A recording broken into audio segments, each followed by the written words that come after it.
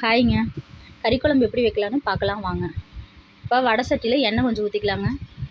எண்ணெய் காஞ்சதும் வெங்காயம், கறி குழம்புக்கு தேவையான வெங்காயம், சின்ன வெங்காயம் கொஞ்சம் ஜாஸ்தியாக போட்டுக்குங்க. வெங்காயத்தை போட்டுக்கலாங்க. இப்போது இந்த பக்கம் வந்து சோம்பு, சீரகம், மல்லி, பட்டை, கிராம்பு, மிளகு, மிளகாய், பூண்டு இதையும் அது கூட சேர்த்திக்கலாங்க. வெங்காயத்து கூடயே நல்லா வதக்கலாங்க. நல்லா செவக்க வதக்கிடணுங்க. இப்போ தக்காளி போட்டுக்கலாங்க. தக்காளி அதோட நல்லா எண்ணெயிலே நல்லா வதங்கணுங்க. இப்போ தேங்காய் பூவை எடுத்து போட்டுக்கலாங்க. அதையும் நல்லா போட்டு வதக்கணுங்க. இப்போ பொட்டுக்கடலை கொஞ்சம் போட்டுக்கலாங்க. பொட்டுக்கடலை நல்லா குழம்பு வந்து கெட்டியை கொடுக்குங்க. கெட்டியாக இருக்கும். நீங்கள் விருப்பப்பட்ட பொருள் இல்லைன்னா வேணாங்க. இப்போ மஞ்சத்தூளை போட்டுக்கலாங்க.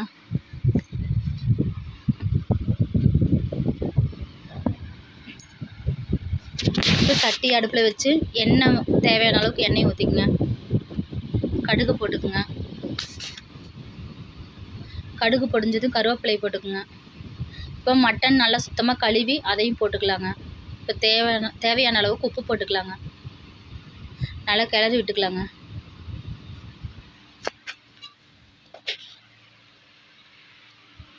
இப்போ அந்த கறியில் உள்ள தண்ணியெல்லாம் வடியணுங்க.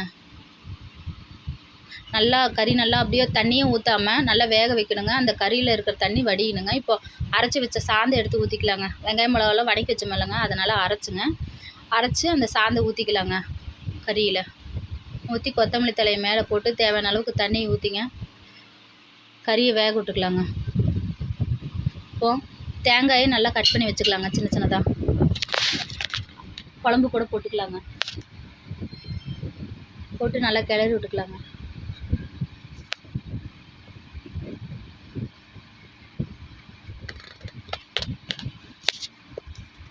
இப்படி போட்டு பாருங்கள். தேங்காய் நல்லா சாப்பிட்றதுக்கு நல்லாயிருக்கும். மட்டனை விட தேங்காய் எடுத்து சாப்பிட்றதுக்கு நல்லா டேஸ்ட்டாக இருக்குங்க. இப்போ எண்ணெய் சட்டி அடுப்பில் வச்சுக்கோங்க. எண்ணெய் காஞ்சது கடுகு போட்டுக்குங்க. வெங்காயம் மிளகா நல்லா செவக்க வதக்கி விட்டு தக்காளி கொஞ்சம் போட்டுக்குங்க. மட்டன் மசாலா கொஞ்சம் போட்டுக்குங்க.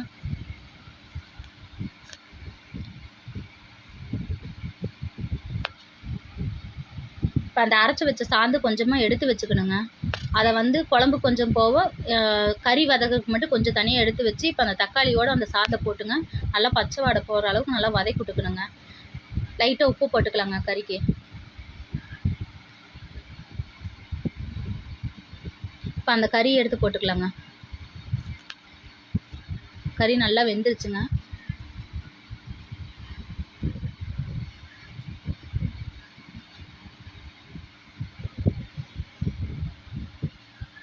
அந்த தேங்காய் அந்த கறி இப்படி நீங்கள் போட்டு தாளிச்சிங்கன்னா நல்லா சூப்பராக இருக்குங்க. கறி வந்து தனியாக வதக்கினாலும் சூப்பராக இருக்குங்க. இந்த பக்கம் வந்து குழம்பு இருக்குதுங்க. அதில் கொஞ்சம் கொத்தமல்லி தலையை போட்டு நல்லா தூவிட்டு அவ்வளோதாங்க குழம்பு ரெடி. இந்த பக்கம் கறி வந்து கொத்தமல்லி தலையை போட்டு நல்லா வதக்கி விட்டு கறியில் உள்ள தண்ணி நல்லா சுண்ட விட்டு எடுங்க. அவ்வளோதாங்க கறி குழம்பு கறி வறுவல் ரெடிங்க. இப்படி தாங்க கறி குழம்பு வைக்கணும்.